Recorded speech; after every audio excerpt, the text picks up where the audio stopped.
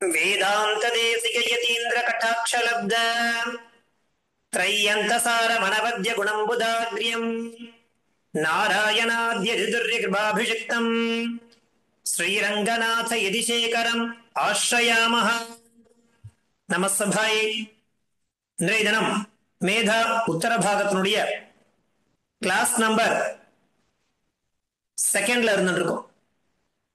நம்ம சமாசஹா அப்படிங்கிற அந்த பிரதானமான டாபிக் கீழ சில விஷயங்களை நாம வாசிச்சுட்டு இருக்கோம். முதல்ல சுபாஷிதம் அதோட தொடங்க இருக்கும். தொடர்ந்து நாம பிரதி வகுப்புலையும் ஒரு சுபாஷிதங்களை பார்த்துன்னு வந்துட்டே இருக்கும். அந்த ரீதியில இன்றைய தினத்திற்கான சுபாஷிதம் பாருங்க. பீம உவாச்ச பிராணம் வாபி பரித்யஜ்ய மானமேவ அபிரக்ஷது அனித்யோ பவதி பிராணஹ மானஸ்வா சந்திரதாரகம். பீம உவாச்ச பிராணம் வாபி பரித்யஜ்ய மானமேவ அபிரக்ஷது அனித்யோ பவதி பிராணஹ மானஸ்வா சந்திரதாரகம். அப்படிங்கிறது அந்த நீதி சாஸ்திரம் அப்படிங்கிற புஸ்தகத்துல இருக்கக்கூடிய 2வது ஸ்லோகத்தை நம்ம பார்த்துட்டு இருக்கோம். நேற்றைய தினம் ஒரு ஸ்லோகத்தை பார்த்தோம். அது தர்ம உவாச்ச அப்படிங்கிறதாக பார்த்தோம். தர்மர் சொல்ற மாதிரி இருந்தது. இன்றைய தினத்திற்கான ஸ்லோகம் பீமன், பஞ்ச பாண்டவர்கள்ல பீமன் சொல்ற மாதிரி இந்த ஸ்லோகமானது அமைஞ்சிருக்கு. இந்த ஸ்லோகத்திற்கு என்ன தாற்பயம் அப்படின்னாக்கா, இங்க பிராணன் முக்கியமா மானம் முக்கியமா அப்படிங்கிற ஒரு விஷயத்துக்காக பீமன் சொல்லக்கூடிய ஸ்லோகம் என்ன அப்படின்னாக்கா, பிராணம் வாபி பரித்யஜ்ய. இப்போ தனக்கு மானம் போகக்கூடிய ஆபத்து வந்தாலும் வந்த போதும் நம்ம என்ன பண்ணணும் அப்படின்னாக்கா, பிராணனையாவது விட்டு மானத்தை காப்பாற்றி கொள்ள வேண்டும்.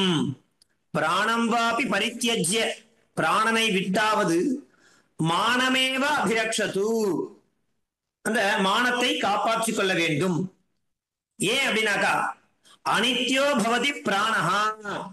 இந்த பிராணன் அப்படிங்கிறது இந்த சரீரத்துல அனித்தியமா இருக்கும். நித்தியமானது அல்ல, அனித்தியமானது. ஆனா மானஸ்வா சந்திரதாரகம், இந்த மானம் சொல்லக்கூடிய அந்த விஷயம் இருக்கு இல்லையா, அதானது இந்த சந்திரனும் விண்மீனும் யாவத் கால பர்யந்தம் இருக்குமோ அதுவரை இந்த மானம் அப்படிங்கிற ஒரு விஷயமானது இருந்துட்டே இருக்குமா. அனித்யோ பவதி பிராணஹா, பிராணன் அப்படிங்கிறது இந்த சரீரத்துல நித்தியம் அல்ல.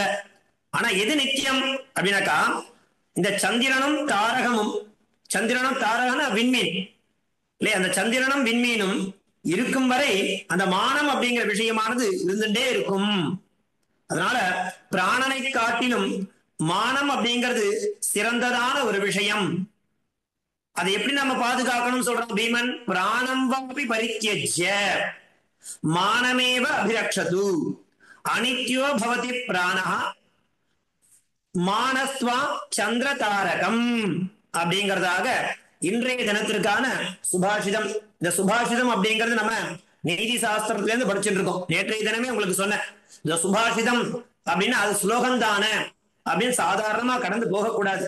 ஏன் அப்படின்னாக்கா, சர்வசாஸ்திரார்த்தம், எல்லா சாஸ்திரங்கள்லயும் சொல்லக்கூடிய அர்த்தங்கள், தாத்பரியங்கள், சூக்ஷ்மமான விஷயங்கள் எல்லாமே இந்த சுபாஷிதம், இந்த நீதி ஸ்லோகம் அப்படின்னு சொல்லக்கூடிய இந்த விஷயத்துல நமக்கு நம் முன்னோர்கள் சாரபூதமா கொடுத்திருக்கா. அதனால படிக்கக்கூடிய ஒவ்வொரு ஸ்லோகத்தையும் நம்ம நல்ல தரவா அபியாசம் பண்ணிட்டே வரணும். சாமான்யமா ஸ்லோகம் தானே கடந்து போகாம அந்த ஸ்லோகங்கள்ல இருக்கக்கூடிய எத்தனை பதங்கள் இருக்கு, அது ஒவ்வொன்றும் என்னென்ன பதங்கள் அப்படிங்கிறத பார்த்துட்டே வரணும்.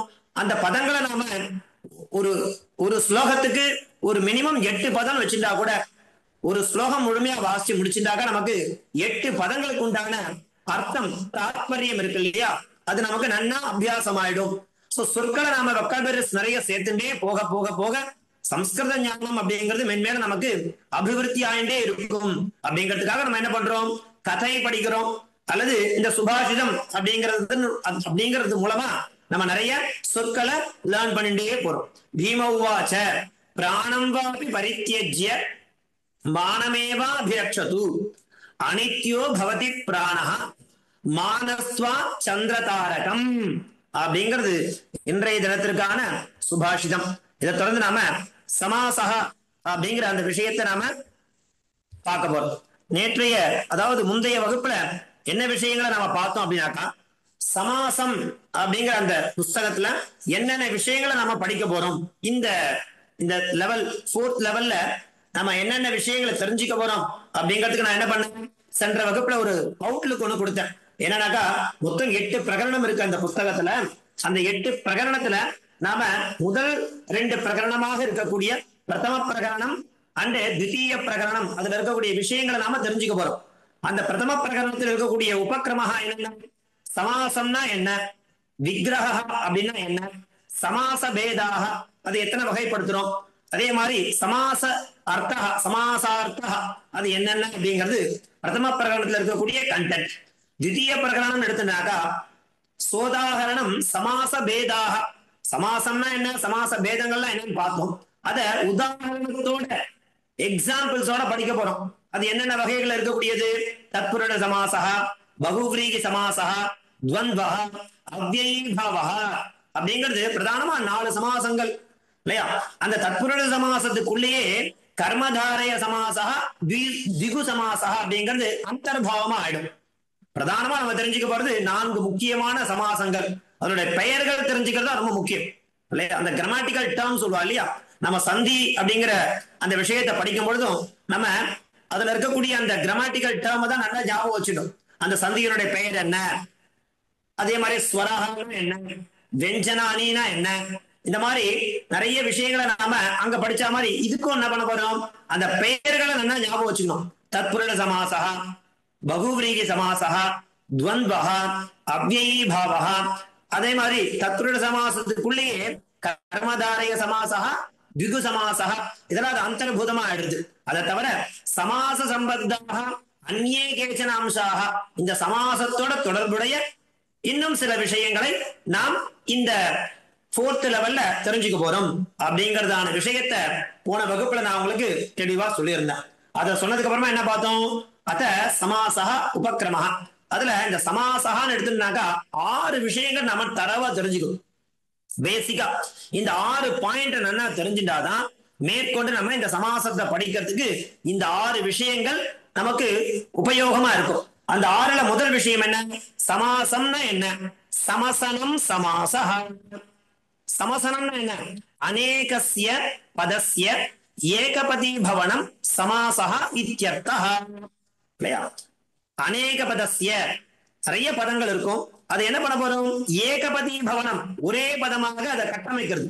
அப்படி இருக்கிறதுக்கு தான் என்ன பேரு, சமாசஹ அப்படிங்கிறதாக அர்த்தம். சரி, யதா உதாரணம் பாருங்க, சீதாயாக பதிஹி 2 பதமா இருக்கு இல்லையா. இப்போ என்ன பண்ண போறோம், சீதாபதின்னு ஒரே பதமா அதை என்ன பண்ண போறோம், ஏகபதி பவனமா பண்ணிட்டோம். அடுத்தது பாருங்க, 2வது பாயிண்ட், சமாசம் அப்படிங்கிறது எதுக்கு அப்ளிகபிள் ஆகும் அப்படின்னாக்கா, சமாசஹ சுபந்தானாம் பவதி நது திகந்தானாம். பதம்னா என்ன, சுப்திகந்தம் பதம், சுபந்தம் திகந்தஞ்ச பதசம்யம் சியாத். பதம்னா சொல், அதாவது 2 வகையா பேசிக்கலா பிரிச்சுக்கிறா. ஒண்ணு சில பதங்கள் என்னது அப்படின்னாக்கா சுபந்தம் அப்படிங்கிறது, இன்னொன்னு திங்கந்தம் அப்படிங்கிறது. இந்த சுபந்தம் அப்படிங்கிறது என்னன்னா நவுன் அப்படிங்கிறதுக்கு அப்ளை பண்ணலாம். திங்கந்தம்ன்றது கிரியாபதங்களுக்கு இல்லையா, அதாவது சூ முதலான பிரத்யங்களை உடையது சுபந்தம், திங் முதலான பிரத்யங்களை உடையது திங்கந்தம். இந்த சமாசம்ன்றது எதுக்கு வரும் அப்படின்னாக்கா, சுபந்தானாம் பவதி நது திங்கந்தானாம். இது 2வது பாயிண்ட். 3வது பாயிண்ட் பாருங்க, சமாசஹ யுகபத் துவயோஹோ துவயோஹோ சுபந்தயோஹோ பவதி. அதாவது யுகபத்னா இந்த சமாசம் அப்படிங்கிறது நம்ம காம்பினேஷன் சொல்லணும், காம்பவுண்ட் இல்லையா, காம்பவுண்ட் சொல்றல சேர்க்கிறது. அது எப்படி சேர்க்க போறோம், துவயோஹோ துவயோஹோ சுபந்தயோஹோ பவதி. 2 சுபந்த பதங்களை தான் நம்ம என்ன பண்ண போறோம், இணைக்க போறோம். சில நேரங்கள்ல அதாவது நம்ம என்ன சொன்னோம் முதல்ல, தத்புருஷா, அதே மாதிரி என்ன பகுரேகி, அதே மாதிரி அவ்யீபாவஹ, துவந்த சமாசகான்னு பார்த்தோம். இந்த துவந்த சமாசகான்ற இருக்கக்கூடிய அந்த சமாசத்துல யுகபத்து அதை நம்ம பண்ணும் பொழுது, அந்த சேர்க்கை அப்படிங்கிறது நடைபெறும் பொழுது பகூனாம் அப்படி நிறைய பதங்கள் எல்லாம் சேர்த்து சொல்லுவான் இல்லையா. பொதுவா ரெண்டு பதங்களை தான் சேர்த்தா அது என்ன ஆகும், துவயோகோ சுபந்தயோகோ பவதின்னு பார்த்தோம். துவந்த்வேதுன்னு நினைக்கும், துவந்த சமாசம்னு வரும்பொழுது அதுக்கு கீழே யுகபத்து பகூனாம் அப்படி நிறைய பதங்களை சேர்த்து நம்ம கிளப் பண்ணி ஒரே சமஸ்த பதமா, அதாவது ஏகபதி பவமா பண்ண போறோம். அதை நாம் இன்னும் கிளியரா சொல்லணும்னா உங்களுக்கு உதாரணத்தோட காண்பிக்கும் பொழுது இன்னும் ஸ்பஷ்டமா நமக்கு புரியும். பாருங்க எப்படி இதை சொல்ல போறோம் உதாரணம் ரீதியா.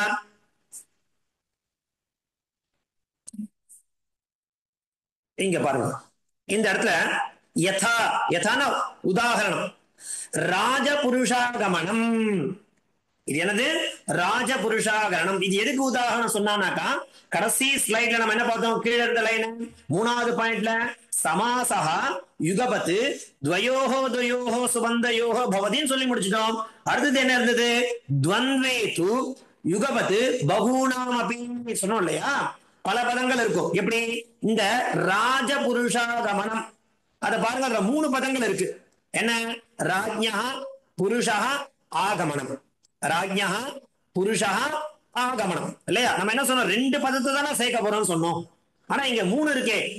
எதுல வருது, துவந்த சமாசம்னு வரும்பொழுது இந்த மாதிரியான 3 பதங்களை நம்ம சேர்த்து கூட ஒரு சமாசமாக, அதாவது ஏகபதி பவனமாக கொண்டு வரலாம். அதுக்கு உதாரணம் இங்க காண்பிக்கிறார்.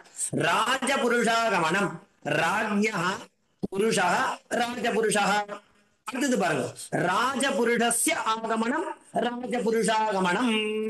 ஓ, இது நம்ம சொல்ல போறோம். அடுத்த பாயிண்ட் 4வது பாயிண்ட் வரும், இன்னும் ஸ்பஷ்டமா புரியும் நமக்கு. என்னன்னாக்கா, சமாசம் அப்படிங்கிறது எப்படி சுவாமி அப்படின்னாக்கா, பரஸ்பரான்விதயோகோ சுபந்தயோகோ சமாசா பவதி. ஒரு பதத்தோட இன்னொரு பதம் என்ன பண்ணும், அதாவது பரஸ்பரான்வய அன்வயிக்கணும்.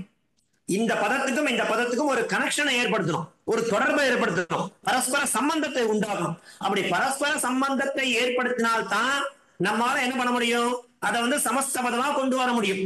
ஒருவேளை இந்த பதமும் இந்த பதமும் ஒட்டவே இல்லை, சம்பந்தப்படுத்தவே முடியலனாக்கா அந்த பதத்தை நம்மளால என்ன பண்ண முடியாது, சமாசமா பண்ண முடியாது. இதுதான் இந்த சமாசத்துல தன்மை. அதை நல்லா புரிஞ்சுக்கணும். இங்க பாருங்க, இப்ப நம்ம பார்த்துட்டு இருக்கிறது துவந்தம் அப்படின்னு வரும்பொழுது 3 பதங்களையும் இணைக்க முடியும். எப்படி, அதுக்குதான் உதாரணம் யதான்னு போட்டு 2 உதாரணம் கொடுத்திருக்கா. முதல் உதாரணம் என்ன, ராஜபுருஷாகமனம். அப்படி அதை எப்படி கொண்டு வரா பாருங்க, ராஜ்ஞா புருஷா ஈக்குவல் டு ராஜபுருஷா. இப்ப இன்னொரு பதம் இருக்கு, ஆகமனம் இருக்கு, அதை கொண்டு சேர்க்கணுமே. எப்படி சேர்க்கிறா பாருங்க, ராஜபுருஷஸ்ய ஆகமனம் ராஜபுருஷாகமனம் அப்படிங்கிறது சமஸ்த பதம் இல்லையா. இது என்ன, ஏகபதி பவனமா இருக்கு. இந்த ஏகபதி பவனம்ன்றத எந்தெந்த பதங்களை வச்சு பண்ணிடணும் நம்ம, ராஜ்ஞா புருஷா ஆகமனம். இந்த 3க்கும் என்ன இருக்கணும், சம்பந்தம் இருக்கணும், பரஸ்பரம் அன்பயமா இருக்கணும். அப்பதான் முடியும். பரஸ்பர அன்பயம் இல்லைனாக்கா நம்மளால என்ன பண்ண முடியாது, ஏகபதி பவனம் சொல்லக்கூடிய சமாசத்தை பண்ணவே முடியாது. 2வது உதாரணம் பாருங்க, ஹரிஹர குரவ.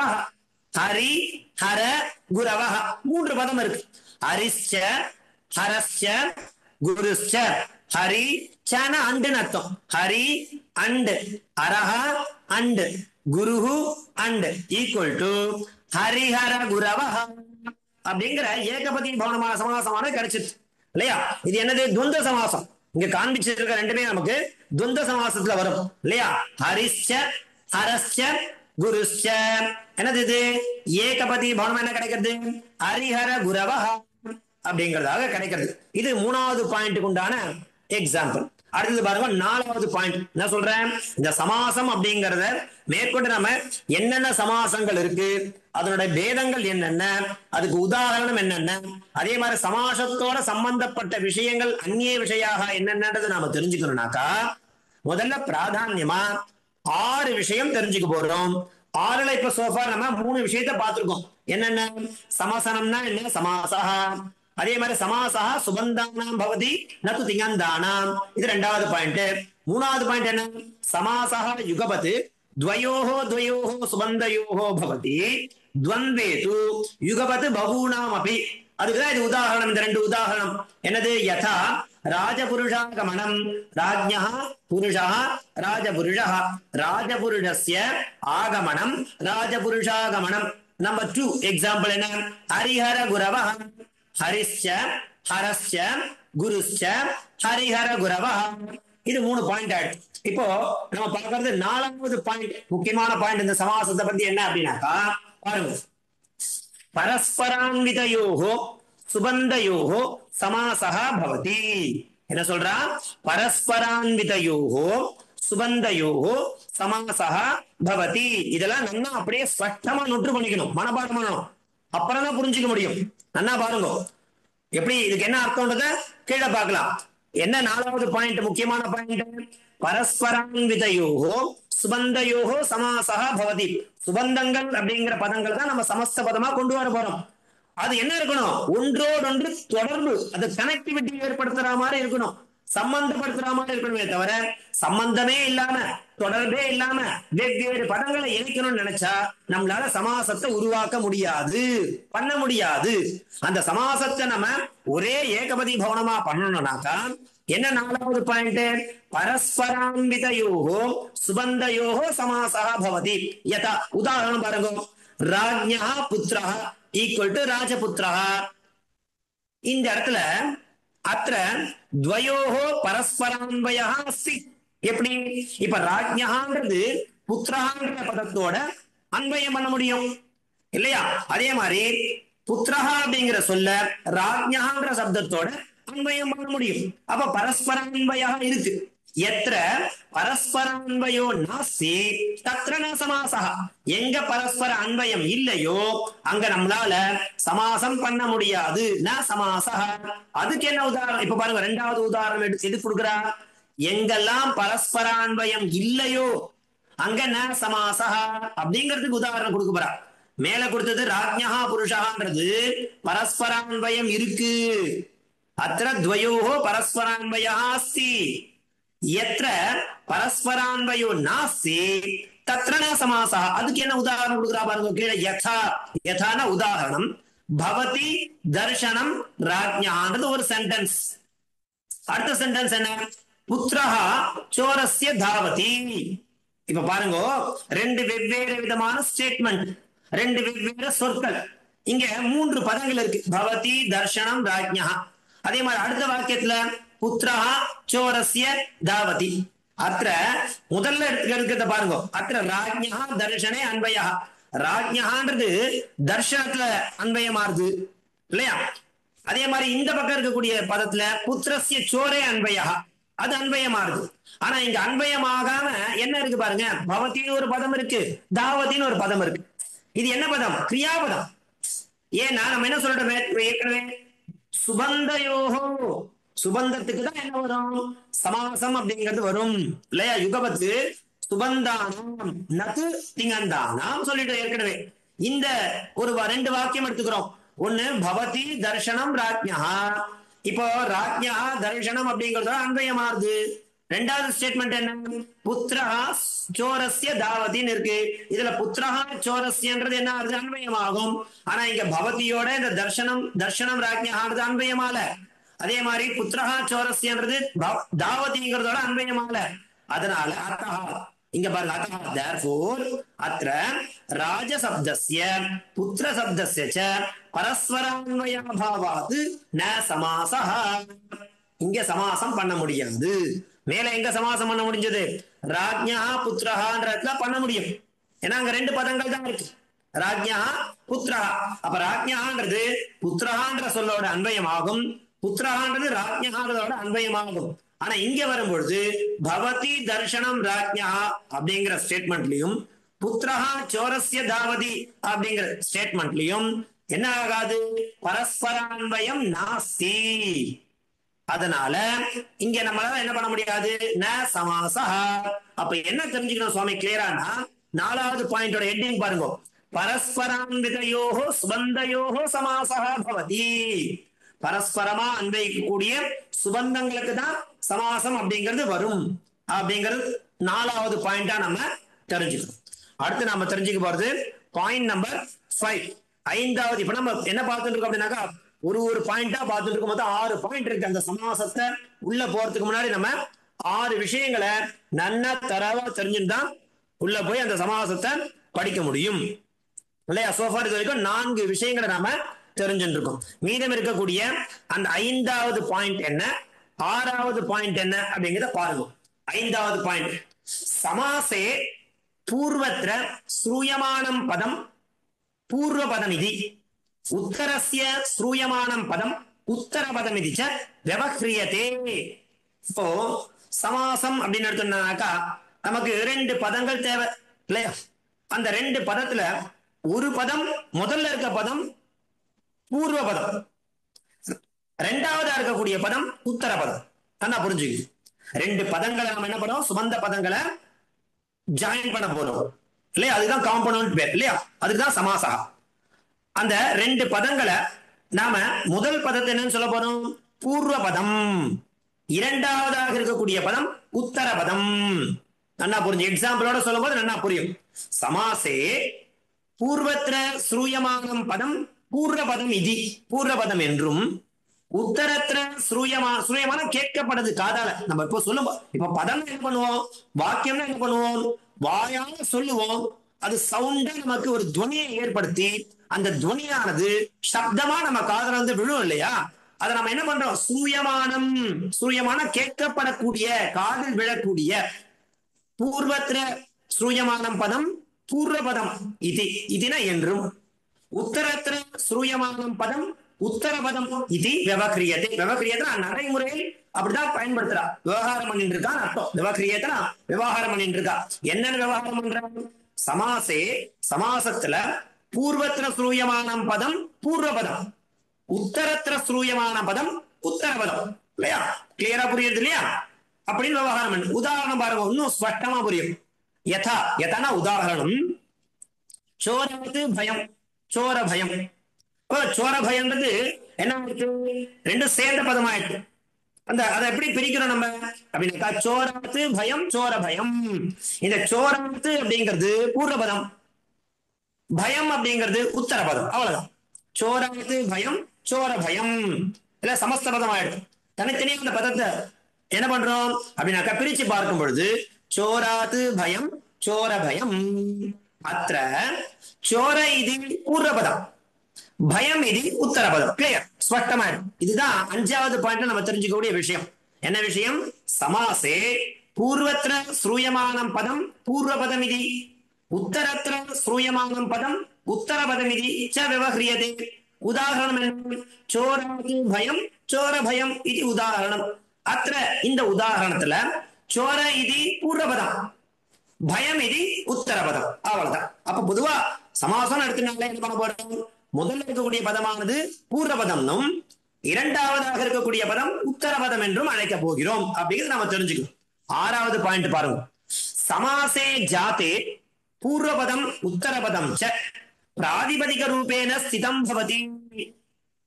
அடுத்தது ஒரு புதுமையான ஒரு பதத்தை கொண்டு வரா. பிராதிபதிகம்னா என்ன, அதுக்கு ஒரு டேர்ம் கொடுக்கிறா. அர்த்தவது அதாது அப்பிரத்ய பிராதிபதிகம். அர்த்தவது அதாது அப்பிரத்ய பிராதிபதிகம். அர்த்தவது அப்படின்னா அது மீனிங்ஃபுல்லா இருக்கணும். அதாது ந தாது அதாது அது கிரியாபதமா இருக்கக்கூடாது. அர்த்தவது அதாது அப்பிரத்ய அது பிரத்யமா இருக்கக்கூடாது. இந்த 3 கண்டிஷன் எதுக்கு பொருந்தும், பிராதிபதிகம்ன்றதுக்கு சொல்ல போறா. அதுக்கு எப்படி இருக்கணும், சமாசே ஜாதே பூர்வபதம் உத்தரபதம். இப்ப பூர்வபதமாக இருக்கட்டும் உத்தரபதமாக இருக்கட்டும், பிராதிபதிக ரூபேன ஸ்திதம் பவதி. அது எப்படி இருக்கணும், பிராதிபதிகமா இருக்கணும். அப்பதான் சொன்னேன் பிராதிபதிகம்ங்கிறது இப்ப நான் கிளியரா சொல்லிட்டேன். அப்படி பிராதிபதிக ரூபமா இருக்கணும்ன்றது முதல் கண்டிஷன். ததா பிறகு சமஸ்தாது பதாது விபக்தி யோஜனியா. அந்த அப்புறம்தான் விபக்திங்கிறத நம்ம சேர்க்க போறோம். ரெண்டுமே சாமான்யமா என்ன இருக்கும், பிராதிபதிகமா இருக்கும். அதுக்கப்புறமா அது எந்த விபக்தி, எந்த வேற்றுமை உறுப்பை பயன்படுத்தினா, வேற்றுமை உறுப்பு விபக்தி. இந்த விபக்தின்றத உங்களுக்கு நான் ஃபர்ஸ்ட் லெவல்லே நடத்திட்டேன். விபக்தினா 8 வேற்றுமை உறுப்பு இல்லையா, பிரதமா द्वितीया तृतीया चतुर्थी पंचमी षष्ठी सप्तमी संबोधन प्रथमा विभक्ति. அதுக்கு இன்னொருத்துக்கு அர்த்தமும் சொல்லி கொடுத்தேன். உள்ளத உள்ளபடி சொல்றது பிரதமா, ஐ குறித்து द्वितीया, ஆல் ஓடு உடன் திருத்தீயா, பொருட்டு ஆக சதுர்த்தி, இருந்து காட்டிலும் விட பஞ்சமி, இக்கு உடைய சஷ்டி, இல் கண் மேல் சப்தமே விழி வேற்றுமை சம்போதன பிரதமா விபக்தி. இந்த தெளிவா சொன்ன, நீங்களும் அதை எழுதி வச்சுட்டு இருக்கேன், அதை மறுபடியும் படிக்கணும். திரும்ப என்ன சொல்றேன் பாருங்க. நம்ம ஒரு லெவல் டெவலப், அதாவது அடுத்த படிப்படியா ஏறி போயிட்டே இருக்கும் பொழுது கீழே இருக்கக்கூடிய விஷயங்களை நன்னா அபியாசம் பண்ணணும். கீழே கத்துக்கிற விஷயத்தை நான் மறந்துட்டே வருவேன் சுவாமி, ஆனா மேல போக போக எனக்கு புரியணும்னா கஷ்டம். அது முடியாத காரியம்ன்றது உங்களுக்கே நல்லா தெரியும். அப்ப என்ன பண்ணணும்? ஃபர்ஸ்ட் லெவல்ல இருந்து நம்ம படிச்ச விஷயங்களை எதுவா இருந்தாலும் சரி, அதை நன்னா ஸ்பஷ்டமா தரவா நன்னா கிளியரா படிச்சாதான் மேற்கொண்டு வரக்கூடிய விஷயங்கள் நமக்கு நன்னா புரியும். இல்ல அப்படின்னாக்கா குழப்பத்தை உண்டு பண்ணும். தெரிஞ்சதையே திரும்ப சொல்லிட்டே இருக்க முடியாது இல்லையா? விபக்தி அப்படிங்கறத நம்ம ஃபர்ஸ்ட் லெவல்லே தெளிவா கத்துட்டோம். என்ன 8 வேற்றுமை உறுப்புகள் இருக்கு. அந்த 8 வேற்றுமை உறுப்புகளை அந்த பிராதிபதிகத்துக்கு அப்புறமா நம்ம என்ன பண்ண போறோம்? யோஜனியா, யோஜனியனா சேர்க்க வேண்டும். எப்படி? உதாரணம் பாருங்க. யதா சாஸ்திரே நிபுணா, சாஸ்திர பிளஸ் நி பிளஸ் நிபுண பிளஸ் இஸ் ஈக்குவல் டு சாஸ்திர நிபுண ஈக்குவல் டு சாஸ்திர நிபுணா. பாருங்க, அந்த பிரத்யங்கள் நாம முதல்ல பிராதிபதிகமா தான் இருக்கும், அதுக்கப்புறமா தான் பிரத்யத்தை ஆட் பண்ணணும், விபக்தியோட சொல்லணும். அப்படி சொன்னாதான் அதை எந்த அர்த்தத்துல கொண்டு வருது அப்படிங்கிறது நமக்கு சமாசமா அவுட்புட் வரும் பொழுது கிளியரா புரியும். நமக்கு விபக்திகள் என்னன்றது தெரியல அப்படின்னாக்கா ரொம்ப கஷ்டம். அதனால இன்னொரு விஷயம் சொல்ற அடிஷனலா, நான் முதலே என்ன சொன்னேன், சப்தா அப்படிங்கிற புக்க, சப்தமஞ்சரி அந்த புஸ்தகத்தை நீங்க பிரதிதினம் 2 சப்தம், அதுல பாருங்க அநேக சப்தங்கள் இருக்கு. அஜந்த புல்லிங்கம், அஜந்த ஸ்திரீலிங்கம், அஜந்த நபும்சகலிங்கம். அதே மாதிரி ஹலந்த புல்லிங்கம், அலந்த ஸ்திரீலிங்கம், ஹலந்த நபும்சகலிங்கம் இருக்கு. விசேஷ சப்தங்கள் இருக்கு, சர்வநாம சப்தங்கள் இருக்கு, சங்கியாவாச்சக சப்தங்கள் இருக்கு. இந்த சப்தங்கள்லாம் பிரதிதினம் நம்ம என்ன பண்ணணும்? பாராயணம் பண்ணணும். நம்ம சம்ஸ்கிருத ஞானம் நல்ல டெப்தா போகணும், இன்னும் நிறைய விஷயங்கள் மென்மேலும் படிக்கணும் அப்படின்னாக்கா அந்த சப்த மஞ்சரிய நீங்க விடாம பாராயணம் பண்ணுங்க. அப்பதான் முடியும். நடத்தி கொடுத்துருக்கேன் இல்லையா? அகாராந்த பும்லிங்கா ராம சப்தா, ராம ராமௌ ராமாஹ, ராமம் ராமௌ ராமான், ராமேன ராமாபியாம் ராமைஹி, ராமாய ராமாபியாம் ராமேபியः, ராமாத் ராமாபியாம் ராமேபியः, ராமஸ்ய ராமயோः ராமாணாம், ராமே ராமயோः ராமேஷு, ஹே ராம ஹே ராமௌ ஹே ராமாஹ. இதே மாதிரி இதே ரிதம்ல எல்லா சப்தத்தையும் அது என்ன லிங்கம் இல்லையா, என்ன அந்தம் அப்படிங்கறத சொல்லிட்டு அந்த சப்த மஞ்சள் இருக்கக்கூடிய சப்தங்களை நீங்க தொடர்ந்து பாராயணம் பண்ணிட்டே வாங்கோ. தானா மனப்பாடம் ஆகும்.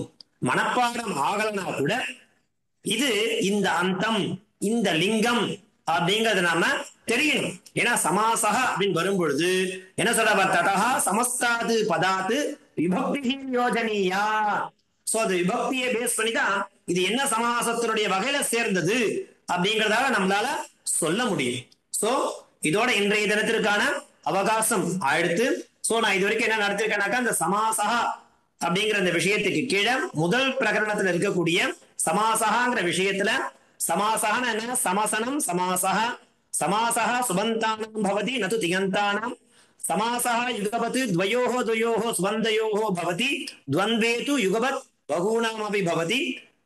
அதே மாதிரி பரஸ்பரான்விதயோஹ ஸ்பந்தயோஹ சமாசக பவதி. 5வது பாயிண்ட் என்ன? சமாசே பூர்வத்திர ஸ்ரூயமானம் பதம் பூர்வபதமிதி, உத்தரத்திர ஸ்ரூயமானம் பதம் உத்தரபதமிதி விவகிரியதே. 6வது பாயிண்ட் என்ன? சமாசே ஜாதே பூர்வபதம் உத்தரபதம் ச ரெண்டுமே எப்படி இருக்கணும்? பிராதிபதிக ரூபேண சிதம் பவதி. அப்படி இருந்தா தான் ததா சமஸ்தாது பதாத்து விபக்தி யோஜனியா. அந்த 2 பரஸ்பரம் அன்வயிக்கக்கூடிய அந்த பதங்களை கிளப் பண்ணும் பொழுது எந்த விபக்தியை சேர்க்கணும் அப்படிங்கிற விஷயமானது நமக்கு தெரிய வரும். இந்த 6 விஷயத்தை நன்னா தரவா நீங்க அபியாசம் பண்ணிட்டு வந்தேர்லாம் அடுத்த வகுப்புல இருந்து விக்கிரக அப்படிங்கிற விஷயத்தை நாம தெரிஞ்சுக்க போறோம் இல்லையா? அந்த விக்கிரக அப்படிங்கிற விஷயத்தை தொடர்ந்து சமாச பேதாக என்னென்ன சமாசங்கள், சாமான்யமா எத்தனை சமாசங்கள் இருக்கு, அதனுடைய வகைகள் என்ன இருக்குன்றத மேற்கொண்டு ஒவ்வொரு டைட்டிலா நம்ம பார்த்துட்டு போயிட்டே இருக்கலாம். சோஃபார் நடந்து முடிஞ்ச வரைக்கும் நன்னா நீங்க உட்கார்ந்து தரவா சிந்தனை பண்ணி பார்க்க வேண்டியது தாசன். சோ இன்றைய தினத்திற்கான அவகாசம் முடிஞ்சிருக்கு. சொல்ற விஷயங்களை நன்னா பண்ணிட்டே வாங்கோ, ஹோம்ஒர்க் பண்ணுங்க, அபியாசம் பண்ணுங்க. அதான் முக்கியம். சப்த மஞ்சரியை கொஞ்சம் கோத்ரூ பண்ணுங்க. பிரதி தினம் 2 சப்தமாச்சும் படிங்க. தாசன். धन्यवादः. धन्यवाद स्वामी. धन्यवाद स्वामी. धन्यवाद स्वामी. புரியுது இல்லையா? கிளியரா இருக்கு இல்லையா? क्लियर है।